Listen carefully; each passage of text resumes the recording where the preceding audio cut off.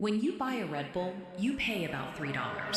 Exactly 9 cents covers the physical cost of making the beverage. The other $2.91 goes toward everything else. Moving billions of cans a year, that leftover slice creates a massive pool of capital. You might expect that money to fund a sprawling corporate campus in a major metropolis. Instead, the company operates out of a remarkably tiny headquarters in the quiet Austrian mountain town of Fuschel. It spans just a 3-minute walk. Inside those modest offices, the operational strategy is incredibly simple. Red Bull maintains a restrictive product line of the traditional flavor, a sugar-free variant, and a few fruit additions. These 17 configurations sit in stark contrast to competitors like Monster Energy, who juggle an estimated 150 variations at any given time.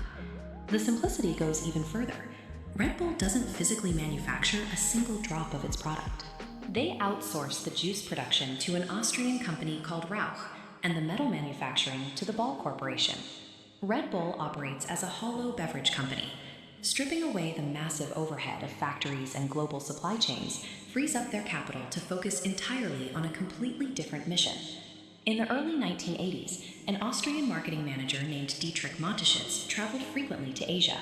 While there, he noticed that high-caffeine energy drinks were already generating massive fortunes, a product category that was virtually non-existent in Western markets. He eventually partnered with a Thai manufacturer producing a drink called Kratin Dang. It was an uncarbonated medicinal-tasting syrup sold in small glass bottles, specifically formulated to help laborers and taxi drivers get through grueling shifts. Mateschitz tailored the recipe for Western palates by carbonating it and dialing back the sweetness, but he immediately hit a wall.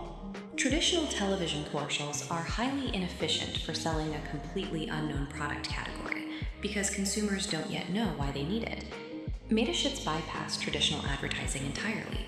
He took his marketing budget straight to the environments where people were actively exhausted, handing out free cans in university libraries during finals week, and to taxi drivers working the graveyard shift. By embedding the product exactly where and when people needed to stay awake, Red Bull trained consumers through direct experience. They built a psychological link between opening a silver and blue can and overcoming fatigue.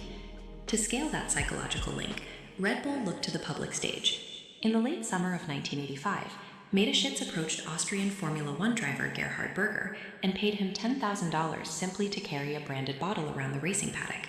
This established the blueprint for their modern marketing apparatus. Every time the public saw an elite professional relying on Red Bull, it reinforced a subconscious association. When consumers wanted to perform at their own highest level, their brain automatically recalled what the professionals drank to achieve theirs. Because early Red Bull lacked the budget to sponsor legacy events like the World Cup, they targeted niche, underdeveloped extreme sports. They focused entirely on disciplines that promised intense adrenaline, high risk, and incredibly visual moments. The company offered these extreme athletes a level of support they had never seen before. Red Bull provided top-tier coaches, world-class nutritionists, and custom training facilities to ensure riders like Robbie Nodison could push the absolute limits of human capability. Red Bull moved past simple logo placement on jerseys. They funded the development of elite athletes to serve as living, breathing proof of the brand's core function. As their roster grew, Red Bull encountered a structural limit. Unlike mainstream leagues, niche extreme sports often lack central governing bodies, resulting in fragmented rules and clunky competitions that stalled athletic progression. Red Bull stepped in and built the infrastructure themselves. They launched their own fully funded, highly produced World Championship events, just like the Cliff Diving World Series. By offering the highest prizes in the sport, Red Bull attracted the best talent. Athletes naturally tailored their training to match Red Bull's specific rule sets, which allowed the beverage company to standardize the evolution of the entire sport. This granted them total narrative control. The most visually stunning, high-stakes athletic moments in the world were now taking place exclusively within a Red Bull-owned environment, seared into the viewer's brain alongside the company logo. They evolved from a wealthy sponsor infiltrating existing spaces into a monopoly over the platforms themselves. Red Bull successfully transitioned from marketing a drink to operating as a definitive sports institution. Eventually, this institutional strategy generated enough capital to enter the largest global arenas. In 2004, Red Bull bought Ford's struggling Formula One team, including its entire staff and factory, for a single dollar. They immediately installed their proven high-performance infrastructure at a massive scale. By hiring top-tier management like Christian Horner and elite engineers, they engineered a turnaround that produced 4 consecutive world championships just a few years later. Formula One is one of the most watched spectator sports on the planet. Winning at that level directs massive, sustained attention straight to the brand, validating everything they claim about elite performance.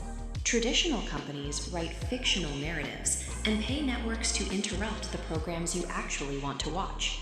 Red Bull bypassed that entirely by funding the real-world athletic spectacles that audiences actively tune in to see.